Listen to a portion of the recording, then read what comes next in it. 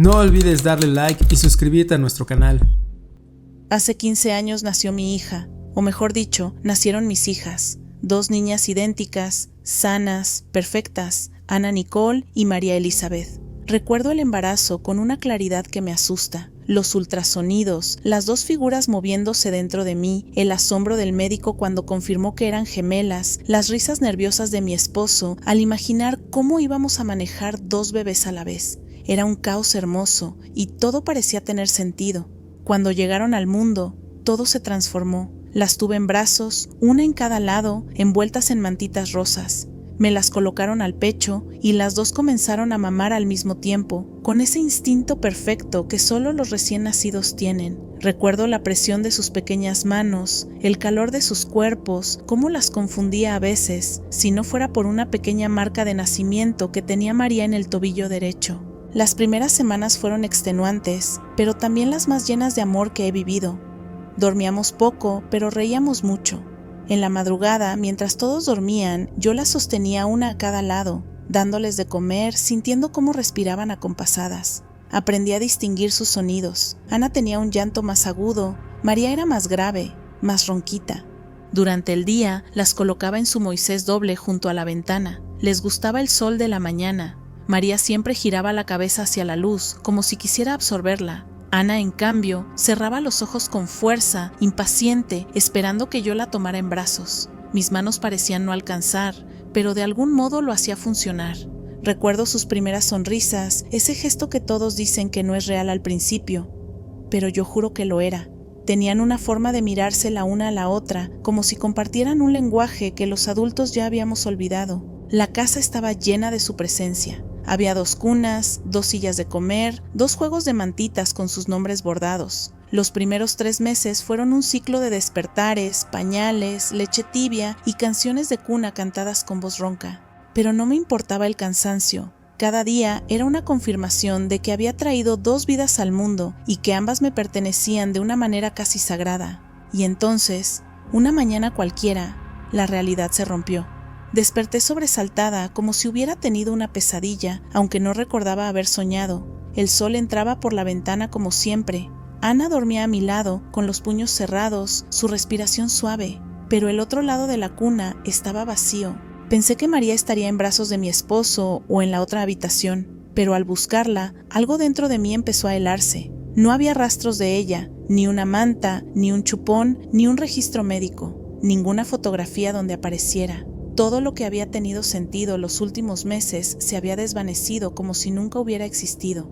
Corrí al álbum que había comenzado semanas atrás. En las páginas donde antes había 2 bebés, solo estaba Ana. No había espacio vacío ni señales de recorte. Las imágenes estaban completas, pero solo con una niña. Las llamadas al hospital fueron inútiles. Según sus registros, solo había nacido una hija. El certificado médico, los registros prenatales, todo concordaba con eso. Era como si el universo entero se hubiera puesto de acuerdo para borrar a María Elizabeth. Pasé semanas revisando cada rincón, cada archivo, cada caja de recuerdos. Encontré el par de mantitas, una con el nombre Ana Nicole bordado, la otra sin nombre. La tomé entre mis manos y juré sentir el olor de mi otra hija, ese aroma dulce y tibio de la leche materna que aún me perseguía. Intenté hablar de ello con mi esposo, con mi madre, con las enfermeras. Todos me miraban con una mezcla de compasión y miedo. Nadie recordaba a María, nadie, excepto yo. Fue un luto silencioso, imposible de explicar. No había cuerpo, no había tumba, no había recuerdos compartidos, solo un vacío en la memoria, como si parte de mi alma hubiera sido arrancada de la realidad.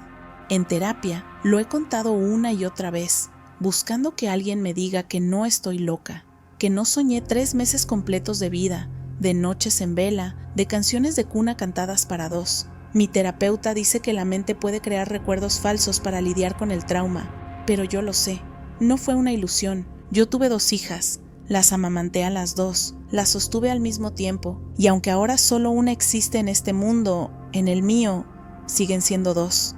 A veces, cuando Ana duerme, creo escuchar un segundo respirito junto al suyo, un sonido suave, acompasado, como si María aún estuviera aquí, respirando a través de su hermana, y me pregunto si en alguna otra realidad hay una mujer como yo que despertó con los brazos llenos de María y con un hueco donde debería estar Ana.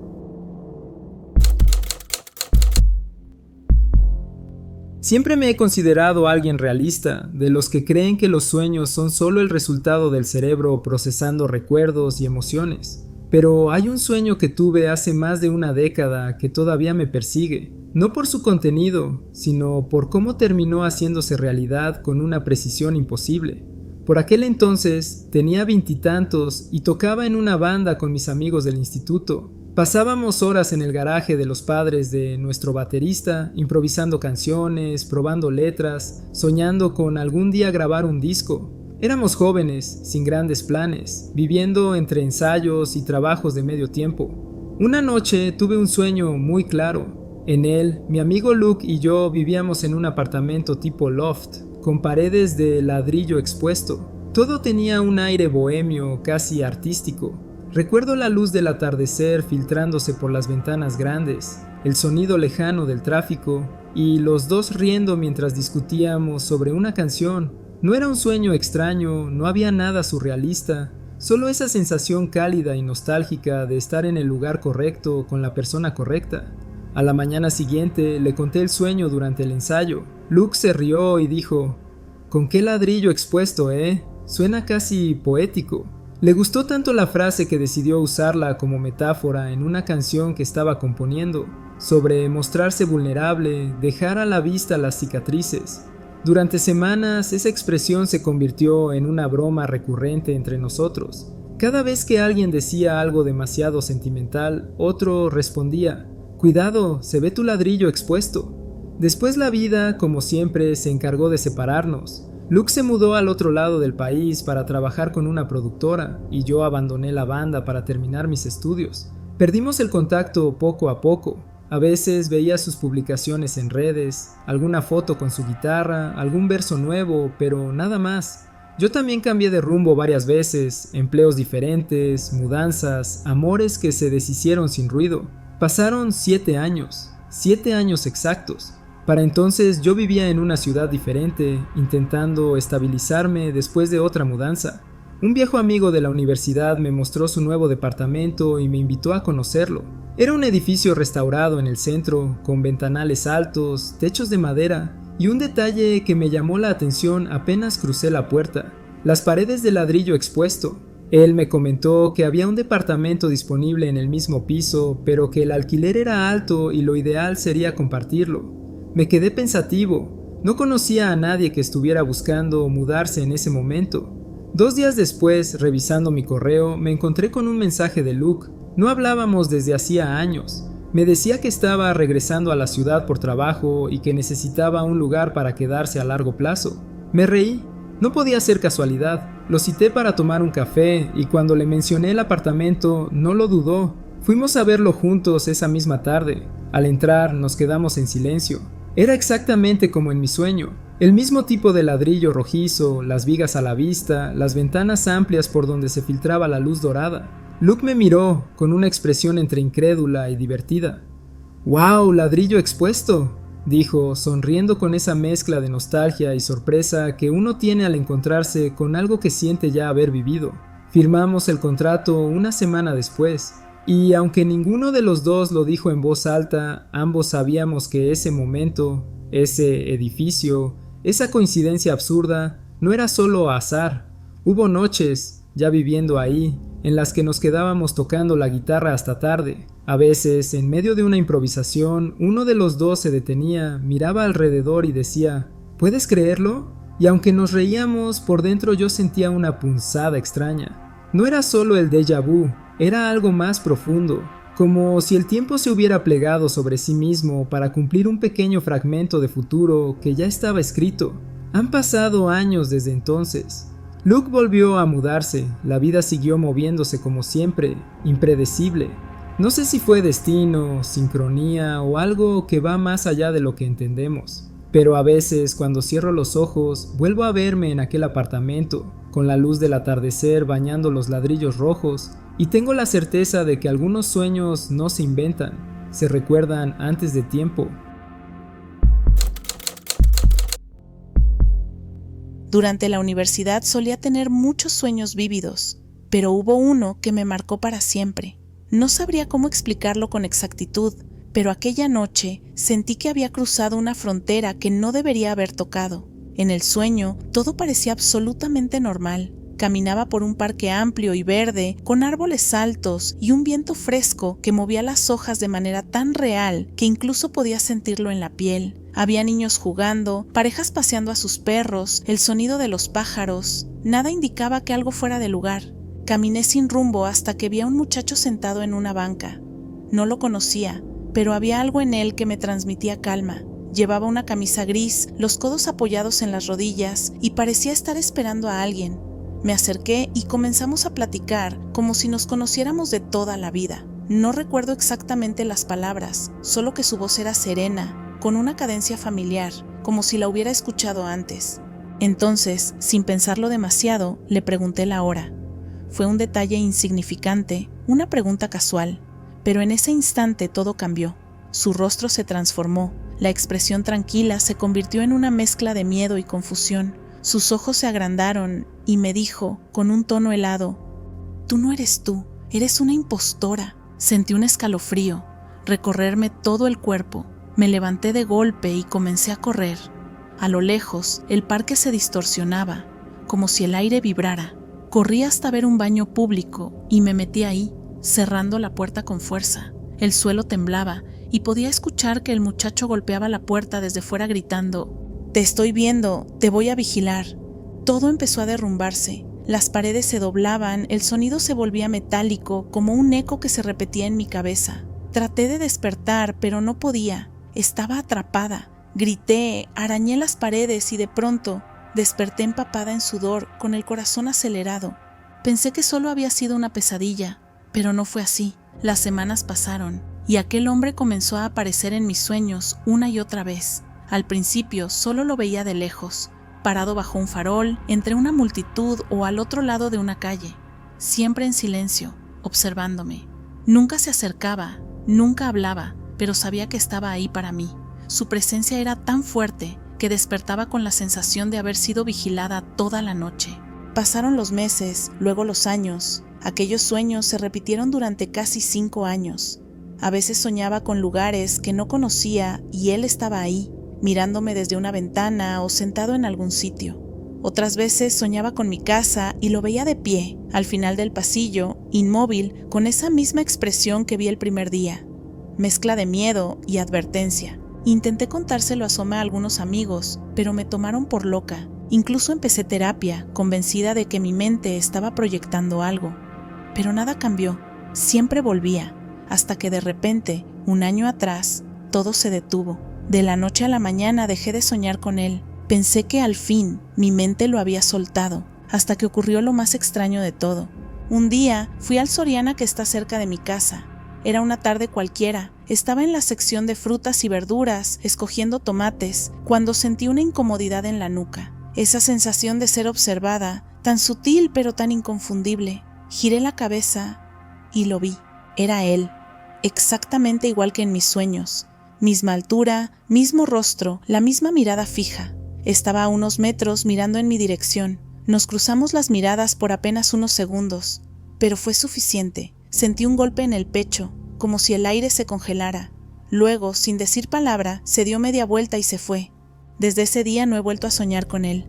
Ni una sola vez. No sé si fue una coincidencia, una manifestación de mi subconsciente o algo mucho más profundo.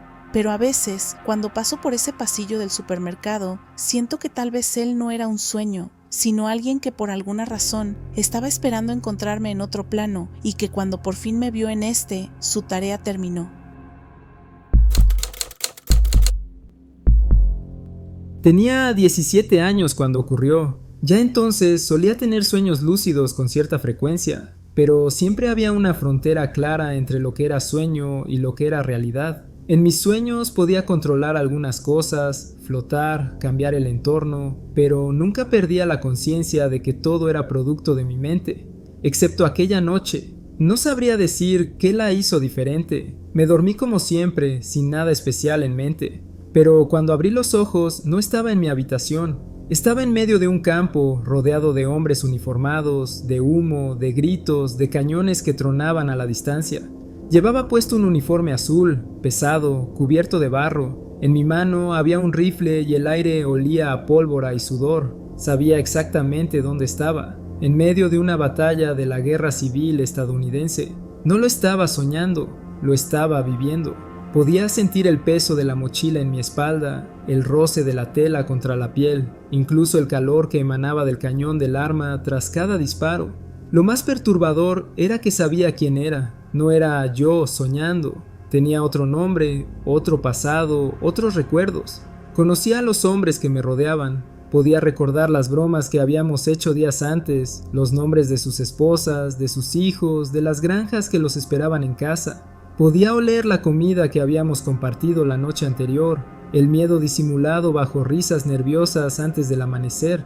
Todo era demasiado real. El combate estalló de pronto, violento, ensordecedor. El suelo temblaba con cada explosión. Vi a hombres caer a mi alrededor, gritando, otros intentando arrastrarlos entre el humo y el barro. Disparé, recargué, volví a disparar, movido por una mezcla de miedo y pura inercia. El cielo estaba gris y la lluvia fina se mezclaba con la sangre en el suelo. En un momento escuché a alguien gritar mi nombre, ese nombre que no era el mío, y al girarme vi venir la carga enemiga. No hubo tiempo. Sentí un impacto seco, un dolor agudo y abrasador en el pecho. El aire se me fue de golpe. Bajé la mirada y vi la mancha roja extendiéndose bajo el uniforme. Caí de rodillas, luego de lado, con la vista nublándose. No recuerdo miedo, solo una sensación profunda de agotamiento, como si hubiera estado viviendo dos vidas a la vez y finalmente ambas se apagaran. Cerré los ojos y desperté. Estaba en mi habitación, sudando, respirando con dificultad, pero el dolor seguía ahí, exactamente en el mismo lugar donde me habían disparado. Era un ardor insoportable, tan real que tuve que levantarme y revisar mi pecho frente al espejo, convencido de que encontraría una herida. No había nada, pero la piel estaba caliente, sensible, como si hubiera sido golpeada o quemada. El dolor duró solo unos segundos, pero regresó de vez en cuando durante los meses siguientes. A veces una punzada leve, otras veces una sensación tan fuerte que me hacía detener lo que estuviera haciendo. Han pasado 16 años desde aquella noche, y sigo recordando cada detalle con una claridad imposible. No solo el dolor, sino las caras de aquellos hombres, las historias que compartimos, la forma en que uno de ellos, Thomas, creo, me empujó a cubierto antes de la carga. Puedo verlo tan claro como si hubiera sido ayer. He intentado encontrar una explicación racional, tal vez una mezcla de lectura histórica, estrés y algún tipo de dolor psicosomático. Pero hay algo que no puedo descartar del todo. La sensación de haber muerto una vez, en otro cuerpo, en otro tiempo. Y lo más inquietante es que, en ocasiones, cuando me despierto en la madrugada y el pecho me arde justo en ese mismo punto, juro que puedo escuchar, muy lejos, el eco de un cañón. No sabría decir cuándo comenzó exactamente. Solo sé que, desde hace años, hay una sensación que aparece de la nada, como un eco persistente que no me pertenece, pero que vive dentro de mí. Es la sensación de estar en una carretera, de noche, conduciendo a una velocidad que roza lo peligroso. Siento el rugido del motor, el zumbido del viento colándose por la ventana entreabierta, la vibración del volante bajo mis manos. A veces incluso puedo escuchar el golpeteo de la música en los altavoces, una melodía que no logro identificar del todo, pero que parece traer consigo una emoción muy específica: libertad. Lo extraño es que nunca he vivido algo así. Jamás. Tengo 33 años y toda mi vida he sido alguien prudente, cautelosa, incluso temerosa de ciertas cosas. Me estreso en el tráfico. No soporto los caminos de montaña, las curvas pronunciadas, ni los coches que van demasiado rápido. Manejo despacio, atenta a las señales, al límite de velocidad, a los demás conductores. No soy impulsiva, no busco el riesgo. Pero en esos momentos en que esa sensación me invade, todo mi cuerpo reacciona como si recordara algo muy diferente, una emoción que es mitad miedo, mitad euforia, una especie de vértigo adictivo. La primera vez que lo sentí fue al escuchar un auto deportivo pasar por la avenida. No fue solo el ruido, Fue algo más profundo, visceral. Sentí que el pecho me ardía, como si una parte dormida de mí se hubiera despertado por un instante. Me temblaban las manos. Podía jurar que sabía cómo se sentía acelerar a esa velocidad, cómo el paisaje se difumina en un borrón de luces, cómo la vida parece detenerse por unos segundos mientras uno se lanza de lleno al peligro. Desde entonces me ocurre de vez en cuando. Puedo estar en el trabajo, o cocinando, o caminando hacia el supermercado, y de repente me llega una ráfaga de memoria que no me pertenece. El olor a gasolina, el chirrido de los neumáticos, la sensación de girar el volante con fuerza. Y entonces veo, solo por un segundo, una mano que no es la mía. Es más grande, o tal vez más delgada, no logro definirlo, pero sé con una certeza absoluta que esa mano pertenece a otra persona, o a otra versión de mí. Comencé a obsesionarme con la idea de los recuerdos falsos. Leí sobre confabulaciones, sobre cómo la mente puede inventar experiencias. Pero cuanto más intentaba convencerme de eso, más auténticas se volvían esas imágenes. Soñaba con autopistas desiertas bajo la lluvia, con el rugido de un motor encendido, con un reloj digital marcando las 2:47 de la madrugada. Siempre la misma hora, siempre el mismo trayecto. Una noche, mientras conducía de regreso a casa después de visitar a una amiga, tomé una desviación equivocada. Era una carretera poco iluminada que nunca había recorrido antes. El aire olía a tierra mojada y el parabrisas estaba cubierto de pequeñas gotas de lluvia. Entonces sucedió algo que me dejó helada. El paisaje me resultó familiar. Las curvas, los árboles, incluso una valla oxidada junto a un campo abandonado. Todo era idéntico a lo que había visto en mis recuerdos. Mi corazón comenzó a latir con fuerza. Por primera vez no estaba recordando, estaba reconociendo. No sé cuánto tiempo manejé. Quizá minutos, quizá horas. Solo sé que en un punto del camino sentí que debía detenerme. Lo hice frente a un viejo cartel de madera, roto, donde apenas se leían unas letras desgastadas. Cuando apagué el motor, el silencio fue absoluto.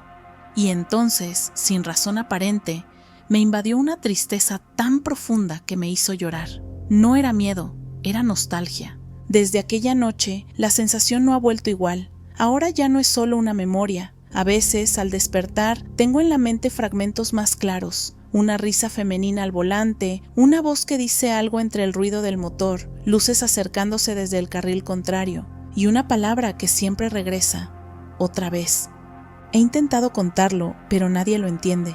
Mi terapeuta dice que podría ser una proyección, una manera simbólica de representar el deseo de sentirme libre, de soltar el control.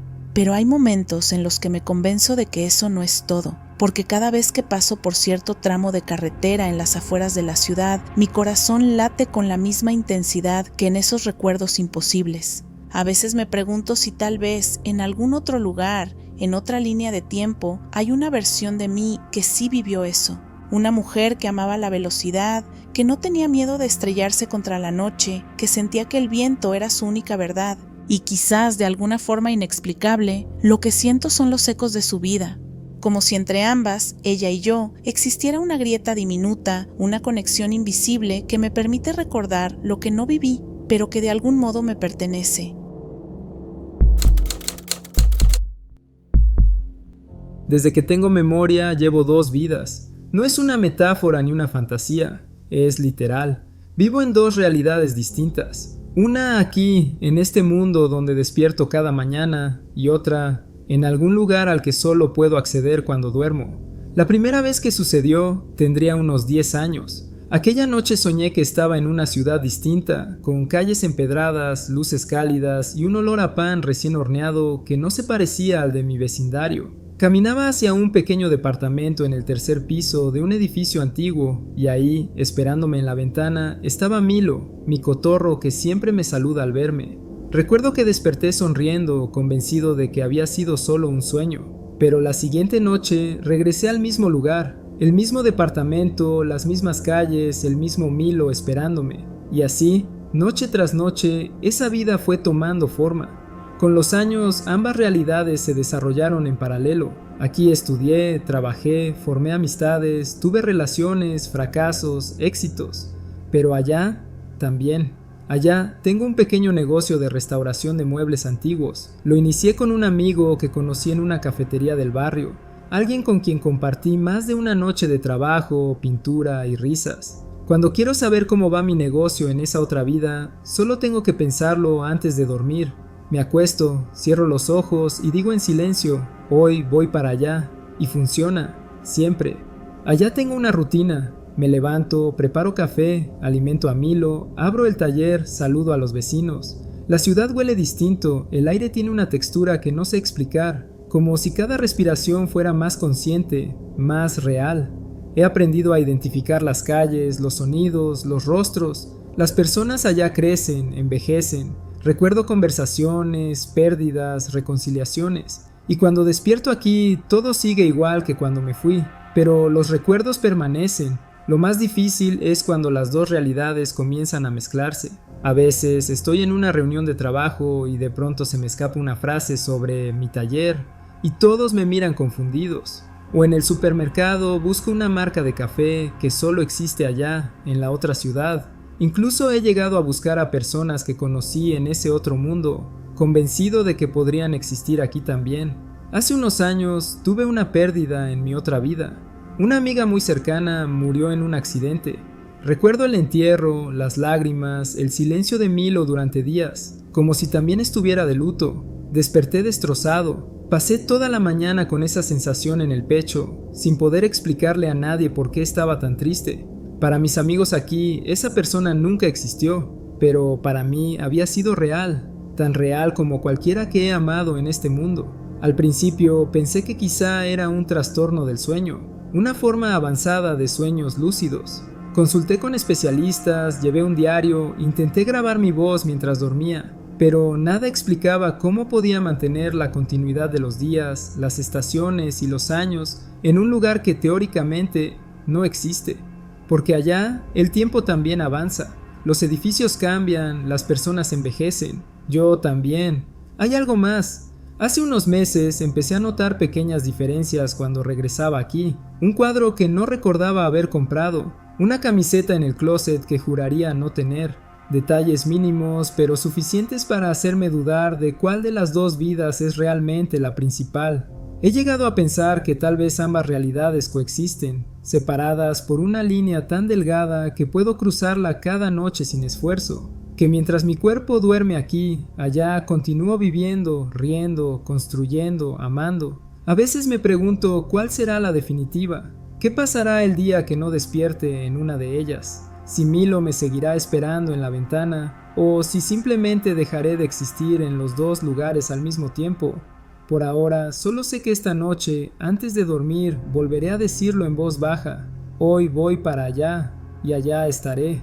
En mi otra vida, donde el tiempo sigue corriendo, donde los sueños tienen nombre y dirección, y donde, quizá, soy realmente quien siempre fui.